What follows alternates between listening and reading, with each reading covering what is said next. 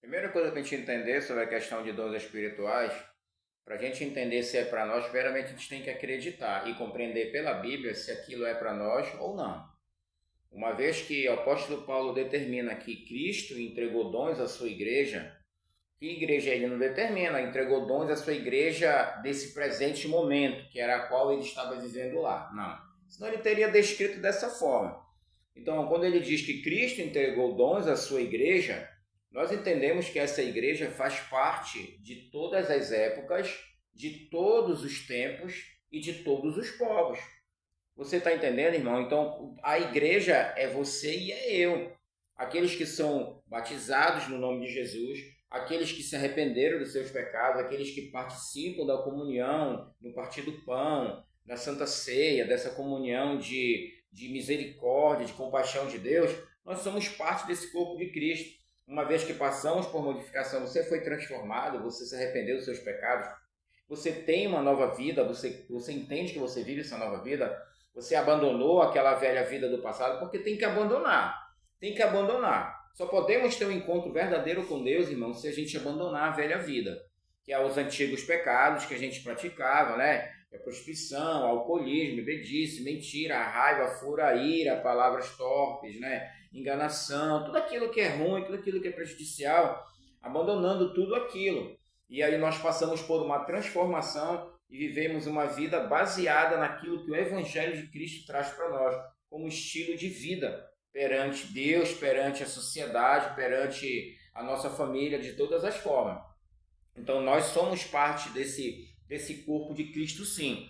Aí, concernente aos dons espirituais. Então, se Cristo entregou dons à sua igreja, então essa igreja, você e eu somos essa igreja, desde lá do primeiro século até agora, até os confins da terra. Nós já analisamos no livro de Apocalipse, capítulo 7 e capítulo 14, que havia uma grande multidão a qual não se havia contar. Não é verdade? Então, essa grande multidão foram aqueles que lavaram as suas vestes no sangue do Cordeiro. Você está entendendo? Então, são parte do corpo de Cristo. Então, quando falamos, não é verdade, de corpo de Cristo, falamos de todos nós que aceitamos Jesus. Então, por que não entenderemos que os benefícios, a benesses, os benefícios do reino dos céus, eles estão disponíveis para o passado e também para nós e também para aqueles que virão depois de nós, se Cristo permitir que seja dessa forma. Você está compreendendo? Então, o problema é que quando o apóstolo Paulo fala sobre os dons e dizer que nem todos terão os mesmos dons, isso não quer dizer que ele está dizendo que a pessoa não pode receber determinado dom. Você está entendendo? Quando ele fala assim, todos falam em línguas, não, todos podem curar. Olha, está até aqui, olha, no 12 versículo 14 aqui, ó, 12, presta atenção aqui que eu vou lhe mostrar aqui, o que Paulo quis dizer com isso, e a gente vai saber se ele está dizendo que um dom ele não pode ser entregue para uma outra pessoa, porque alguém tem e o outro pode não ter. Vamos entender aqui, ó.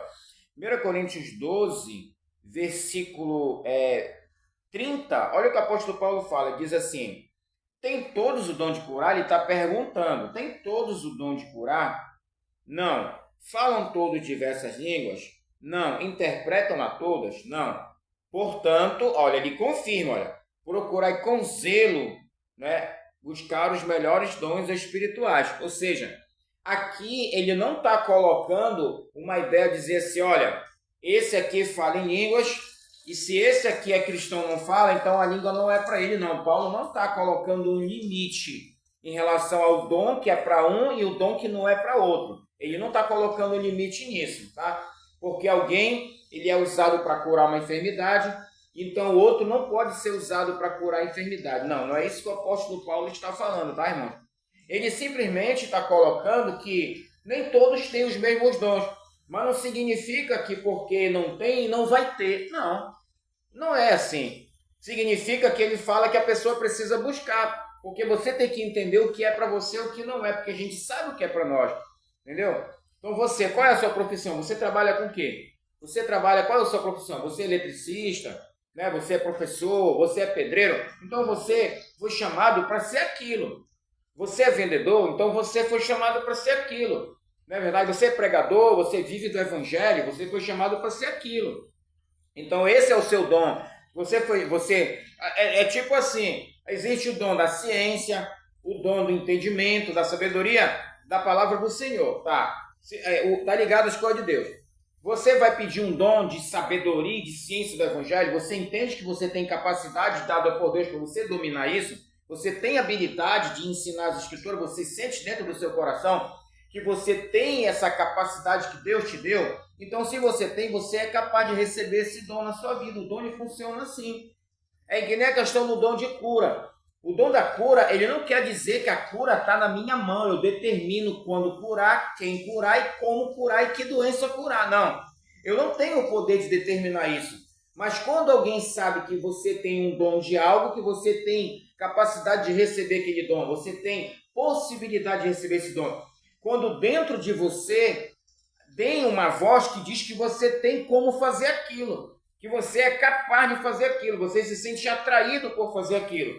Por exemplo, você chega num lugar, você encontra uma pessoa doente, uma pessoa enferma, aí você está conversando com aquela pessoa, aí estão contando a história daquela pessoa, aí dentro de ti vem uma voz que fala assim, ora por essa pessoa, estende a mão sobre essa pessoa, determina com fé que ela seja curada. Aquele sentimento que está vindo dentro da pessoa, isso significa que tu tem o dom de cura. Ele está falando dentro de ti. É assim que o dom funciona.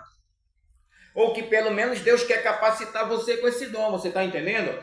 Então o que acontece? Aí você vai, olha, eu queria fazer uma oração por você, né? Porque eu estou sentindo no meu coração, eu estou vendo eu estendendo a mão e orando por você. Você não sabe se aquela pessoa vai ser curada. Você não tem certeza do que vai acontecer. Mas certo é que se existir esse dom em você, ou se Deus está querendo entregar esse dom para você, você está sendo induzido a fazer algo referente àquele dom. Você está compreendendo? Você está sendo induzido a fazer aquilo. Ou seja, você vai sair dali, aí você não fez nada. Você não falou nada, não orou, não fez nada. Aí quando você sair, você vai dizer assim para o seu amigo, a sua pessoa que saiu com você, vai dizer assim, poxa, eu estava lá, a gente estava com aquela pessoa enferma.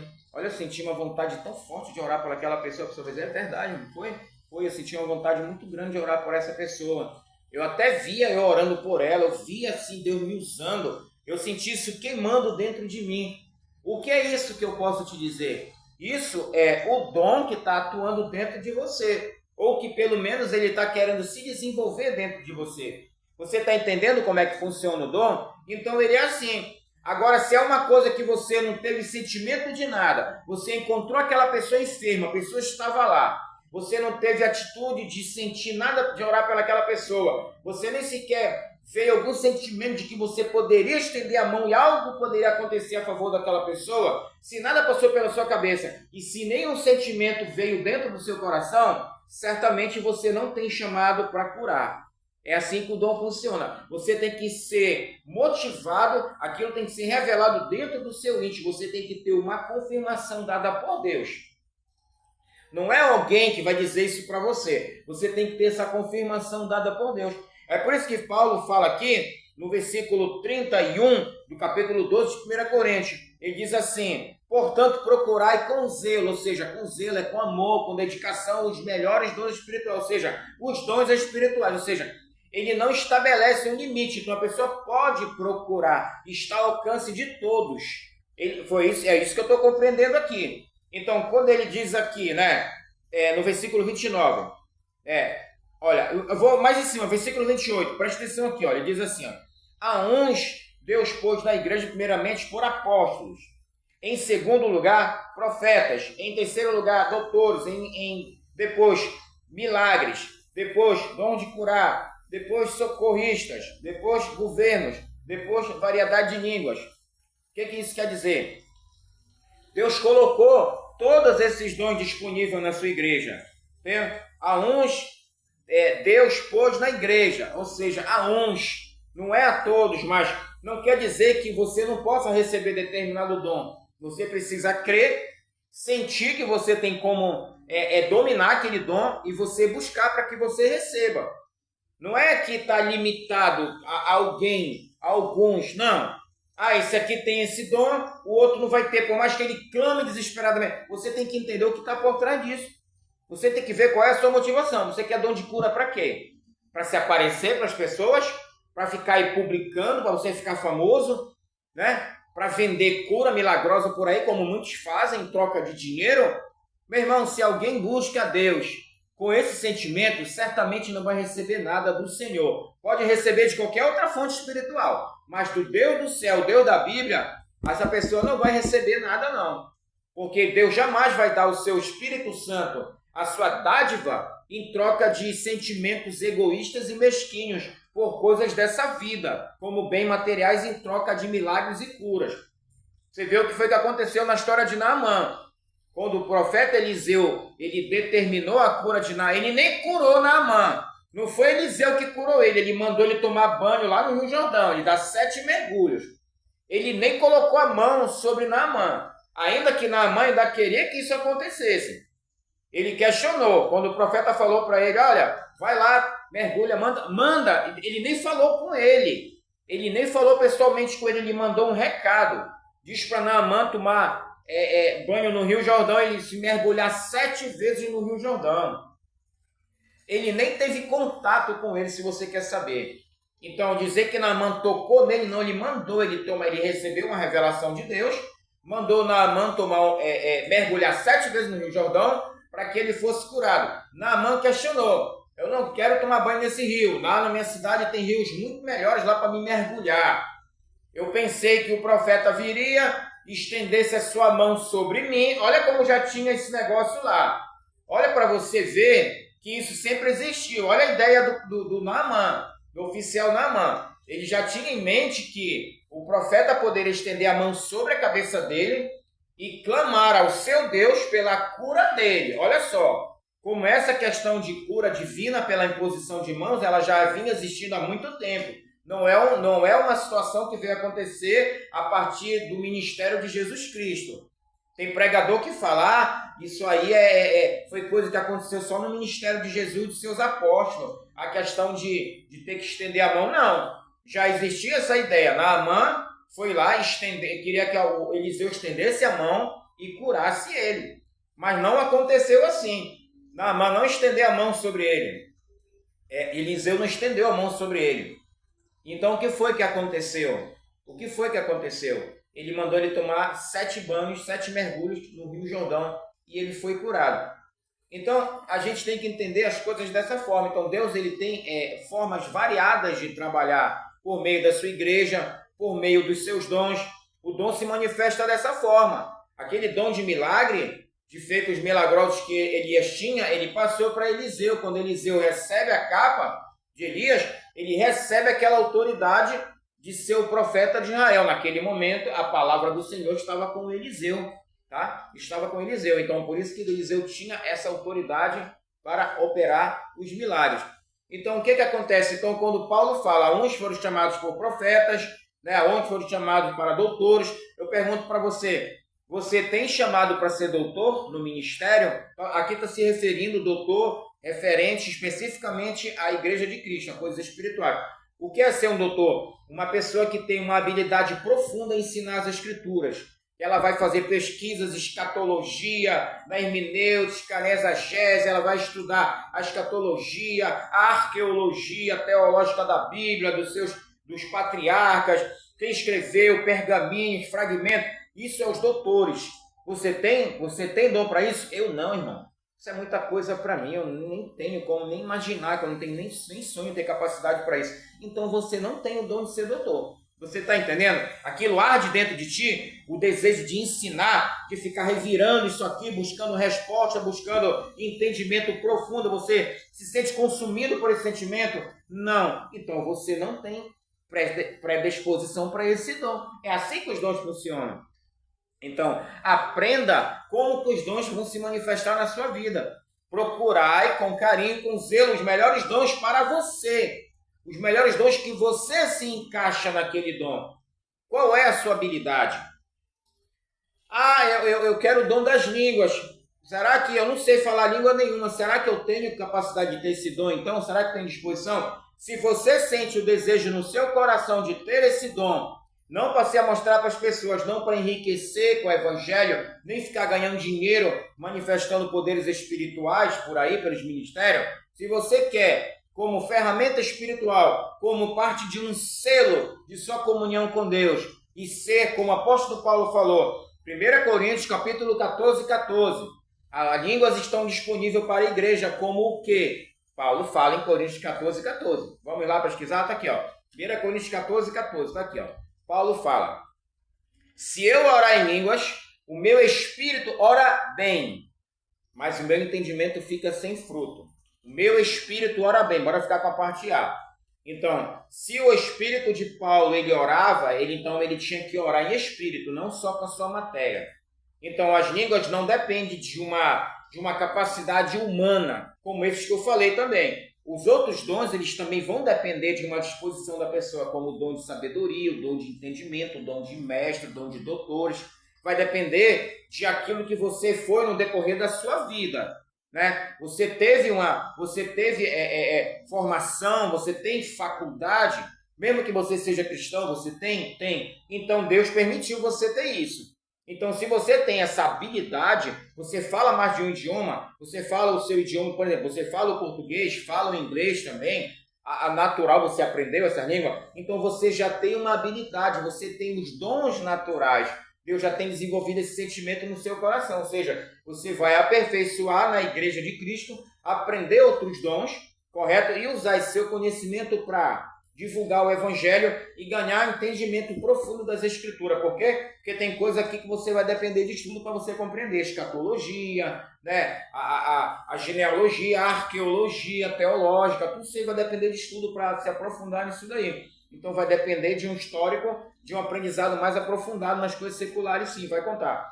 O exemplo disso que é, Jesus teve 12 discípulos, muitos eram homens comuns, alguns deles eram pescadores, tinha uns que eram cobrador de impostos, como Mateus, tá? Então tinha uns que ele pregou, evangelizou para salvar, como Zaqueu, que Zaqueu era cobrador de impostos também. Zaqueu tinha um estudo um pouquinho maior, porque também ele era cobrador de impostos. Ele já não trabalhava com pesca, trabalhava com documentos, fazendo cobrança, recebendo dinheiro, tá? Então, teve várias pessoas que eram diferenciadas. Por exemplo, o apóstolo Paulo. O apóstolo Paulo era doutor da lei, né? O apóstolo Paulo ele era um homem estudado, ele era um homem culto, né? O apóstolo Paulo falava 3, 4 idiomas diferentes. Não era espiritualmente, não. Isso aí era natural. Mas ele tinha o dom das línguas. Ele fala aqui, em 1 Coríntios capítulo 14, se eu orar em língua, o meu espírito ora bem. Aqui ele está se referindo àquilo que Deus entregou para ele, não aquilo que ele aprendeu de maneira secular, como o homem que estudou, que formou-se, né, nas faculdades de Gamaliel, ele estudou aos pés de Gamaliel, um doutor da lei. Paulo recebeu essas instruções. E ele também tinha, né, ele era poliglota, ele falava várias outras línguas, ele tinha cidadania judia, judeu, romano, ele tinha cidadania de todas essas formas. Então, o que aconteceu? Deus usou esses dons do apóstolo Paulo para levar o evangelho para fora da nação. Está lá em Gálatas capítulo 2, Paulo e Barnabé e outros cristãos, como Áquila e Priscila, foram levar o evangelho a outras nações. Esses daí eles eram um pouco mais cultos, eles tinham um pouco mais de estudo, eles tinham um pouco mais de conhecimento, e muito mais do que os outros. Aqueles que eram mais humildes ficaram ali pela região de Jerusalém, Galileia, aqueles pedaços daquela cidade ali de perto, que eles tinham conhecimento, porque eles pescavam, eles andavam pelaquela região, tá? Então é dessa forma, tá? Aquele arquipélago, né, que a gente diz assim, aquela região de várias ilhas, que a gente chama de arquipélago ali, eles tinham ali, era rodeado de mar, a cidade de Jerusalém, aquelas cidades ali, e eles tinham conhecimento por aqueles lugares. Então aquele povo ali, Samaria, falava a língua dos judeus. Então Pedro, Tiago, João, André, aqueles apóstolos dali, eles foram pregar para aquela região ali de proximidade. E um pouco mais adiante, em Roma e outras partes daí, foi o apóstolo Paulo que levou, por ele ter cidadania e ele também ter capacidade de viajar e interagir com essas pessoas. Ele pregou Jesus Cristo, ele pregou o seu conhecimento de Jesus Cristo e também foi usado no poder para manifestar os milagres, para confirmar que Jesus Cristo tinha dado essa autoridade para a sua igreja, para curar, para poder restaurar pessoas. Então é assim que funciona. Então o dom ele trabalha desta forma. Temos que entender claramente que o dom, primeiramente, ele se manifesta. Tem dons que vai se manifestar por meio da sua capacidade. Não tem como. Como o dom de doutorado, de sabedoria, de entendimento, né, relacionado às escrituras. O dom de mestre, como ele fala aqui. São todos doutores? O apóstolo Paulo era doutor da lei. Não todos são, porque nem todos vão ter a capacidade de ser doutor. Não é verdade? Falam todos diversas línguas, também aqui está se referindo a ter várias capacidades de falar em línguas, como Paulo tinha também, de falar diversas línguas. Não quer dizer só espiritual, não é disso que ele está falando. né? São todos apóstolos? Não. Apóstolos eram só os 12, né? Naquele momento ali. E mais 70 que Jesus enviou. Esses que eram apóstolos. Outros que vieram não eram apóstolos. Outros que vieram eram seguidores de Jesus, né? Do caminho do reino. Então a gente tem que entender dessa forma. Então os dons espirituais cessaram? Não. Eles têm que ser buscados. Buscar com zelo os dons espirituais. Né? O apóstolo Paulo até fala lá no final do capítulo 14, ele até diz aqui, olha, do versículo 39, diz assim: portanto, irmãos, procurai com zelo profetizar e não proibais o falar em línguas. Olha, tá vendo? Não poderia nem proibir. Hoje eu vejo igreja aí proibindo e tendo a língua como uma coisa assim pejorativa, uma coisa assim, assim meio que maldosa no meio do povo. Mas não, isso aqui é um dom de Deus, isso é um dom dado pelo Espírito Santo. A gente não tem que ter esses pensamentos, tem que amar as coisas do Senhor, porque o dom de línguas é um dom espiritual. Como ele fala, se eu orar em línguas, o meu espírito ora bem. Tá? Então a gente entende assim, que o dom pode ser disponível, pode, mas quando for usar no meio da congregação, tem que usar com prudência, porque hoje o cânon encerrou, a Bíblia está toda concluída, então a igreja ela não precisa mais de uma direção profética para ela ser conduzida perante a humanidade, não. A interpretação da língua é uma nova direção que Deus está dando? Não. Nunca vai existir nova direção nenhuma, porque todas as profecias necessárias para a igreja se conduzir no mundo, está tudo aqui na Bíblia, tá? As últimas profecias que vieram foi através de João, não foi nem profecias faladas, foi profecias por meio de visão. Ele recebeu visões proféticas, tá? Então, as últimas profecias foi o Apocalipse, tá? Então, e quando Deus fala de uma interpretação de uma língua, é o quê? É uma profecia dada para a igreja para exortar, né? Edificar e consolar. É justamente isso daí. Não é para dar direção profética. Direção profética é daqui, ó. É aqui que é a direção profética. Então, a profecia, a interpretação da língua, eu vou dar um exemplo para você. A pessoa está falando aqui, e vai dizer: olha, Deus manda te dizer, não temam, porque eu sou convosco, né? Não se apavorem, porque eu sou o vosso Deus. Ainda que os montes se abalem, ele vai citar coisas que estão na Escritura, inspirado ali pelo poder de Deus. Não temam, porque eu sou convosco. Eu creio, eu já prometi que eu estou com a minha igreja até o fim dos séculos. Eis que a minha presença está com vocês. Vocês vão crescer na minha presença. Saiam, levem a minha mensagem. Essas palavras que são a interpretação das línguas são coisas desse tipo. Tá? Uma profecia na igreja também, ela era dessa mesma forma. Ela não era uma profecia para concluir. Porque o que é que tem aqui na Bíblia se a gente olhar bem? A gente vê aqui, houve profecias aqui de irmão. Paulo pegou, olha, fala aí. Aí o irmão profetizou, Deus e tal. Aí Paulo ia escrevendo a profecia do irmão. Repete aí, irmão. Me dá tua profecia, tá? Vou escrever aqui, para concluir as escrituras. Outro profeta, tua vez, profeta, faça tua profecia aí. Porque o Senhor vai estremecer a terra, porque virá 7 animais, não sei o quê. Vamos lá escrever aqui. Mais um profeta. Será que foi assim que Paulo escreveu a carta? Porque tem gente que entende assim. As profecias só eram daquela época, porque eles estavam ainda concluindo o cânon. O cânon que Paulo escreveu não teve nada a ver com as profecias que os irmãos passavam nas igrejas de Corinto, nenhuma igreja não. Porque ele falava que as profecias eram para edificar, consolar e exortar a igreja. Né? Exortar para abandonar o erro, consolar, né? Fortalecer em relação ao projeto de Cristo em sua igreja. Era só para isso. Não era para Paulo concluir os escritos e deixar aqui, não. Nada disso. Até porque a maior parte dos livros do Novo Testamento, que eu digo Novo Testamento no sentido de igreja, de Atos para frente, foi escrito pelo apóstolo Paulo. Foi o quê? Foi as viagens de Paulo, as viagens missionárias de Paulo, que ele passou, que ele viveu. A maior parte foi isso daí.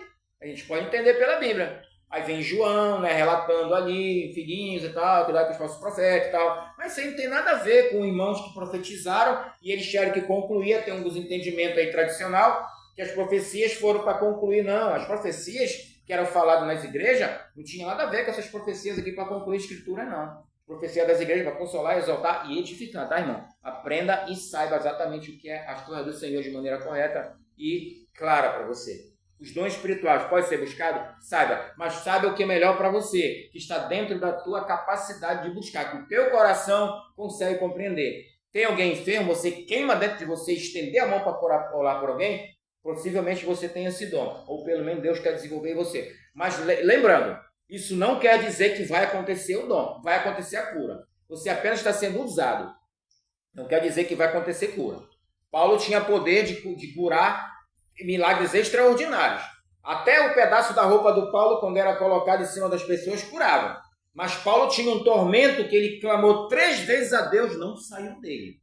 Ele está lá em 1 Coríntios capítulo 9, 2 Coríntios capítulo 9. Ele clamava, mas ele não era curado.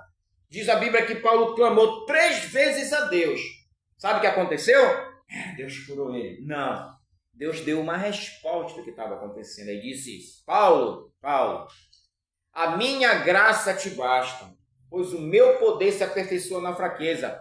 Ele nem falou sobre o que o Paulo estava passando. Ele diz que vinha um mensageiro de Satanás esbofetear ele. Sabe o que é isso? Imagine ser um mensageiro de Satanás. Pegava ele assim, ó, e pá na cara dele. Era isso que ele sentia. Um mensageiro de Satanás vinha do nada esbofetear ele. Sabe lá o que era isso que a Bíblia não fala. A gente não sabe se era uma perturbação mental. A gente não sabe que eram acusações que ele vinha sobre ter martirizado os cristãos, ter visto Estevão morrer ali nos pés dele. Será que não era isso que o diabo vinha acusar ele? Possivelmente pudesse ser sim, as acusações contra ele. Porque o peso de culpa de Judas ter entregue Jesus à morte, o peso foi tão grande sobre ele, que os demônios vieram oprimir ele, acusando ele que ele tinha entregado o Filho de Deus. Sabe o que ele fez? O desespero dele foi tão grande que ele ceifou a sua própria vida, desesperado pelo erro que ele tinha cometido. Sabe lá que esses demônios lá do Judas não estavam querendo atormentar o apóstolo Paulo também, acusando ele por ele ter feito o que fez com o povo de Deus, ter feito o que fez no consentimento da morte de servos do Senhor. Sabe lá que era esse Satanás aí, esse servo do demônio que esbofeteia ele com essas acusações. Aí Deus fala, Paulo, a minha graça te basta porque o meu poder se aperfeiçoa na fraqueza. Ou seja, Deus estava revelando, olha quem tu era no teu passado. E olha, eu tive misericórdia de ti, eu poderia ter acabado com a tua vida, porque tu consentiu a morte de servos meus. Tu pegava meus servos e colocava na prisão. Tu viu, Paulo, o que eu fiz com Senaqueribe, que perseguia o meu povo? Tu viu o que eu fiz com Faraó, que queria acabar com a vida do meu povo? Eu poderia ter feito isso contigo, vamos supor que Deus estivesse pensando assim, mas eu tive misericórdia de ti. Então fica quietinho aí que a minha graça te basta, porque eu estou aperfeiçoando o meu poder nas tuas fraquezas. Isso que Deus ele faz muitas vezes com a gente. Porque ele não disse, o meu poder, Paulo, se aperfeiçoa em ti. Em ti se aperfeiçoa na fraqueza. Não foi isso que Deus falou e não deixou isso específico para o apóstolo Paulo.